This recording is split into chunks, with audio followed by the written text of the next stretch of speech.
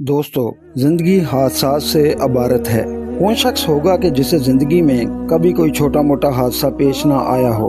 हमारे एक देरीना दोस्त एक हादसे का जिक्र करने लगे जो उन्हें कई साल पहले पेश आया था। उन्हें ये हादसा क्यों याद रह गया, आगे चलकर आप खुद समझ जाएंगे। हमारे दोस्त जो बुनियादी तौर पर एक देहाती आदमी हैं, कहते हैं कि कई साल पहले की बात है, मैं अपने गांव की कच्ची सड़क पर बड़ी तेजी से साइकिल चलाता जा रहा था।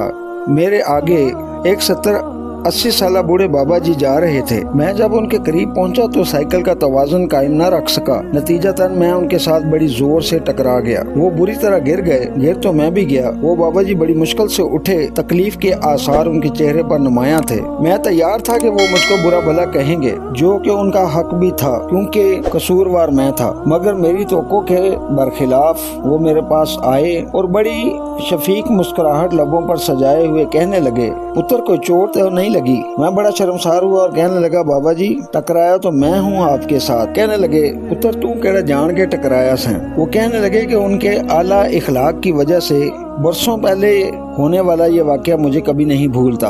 दोस्तों, कोई भी किसी से जानबूझकर नहीं टकराता, लेकिन देखने में ये आया है कि जब कोई किसी से टकरा जाता है तो हादसे की चोटें शायद इतनी तकलीफ न दें जितना जुबान के नश्तर जो हैं अजियत देते हैं। दोस्तों, अगर कभी खुदा न खास्ता ऐसा हो जाए तो आप भी ऐसा ही कीजिएगा जैसा कि उन बाबा जी ने किया था। मैं भी ऐसा ही करूँगा।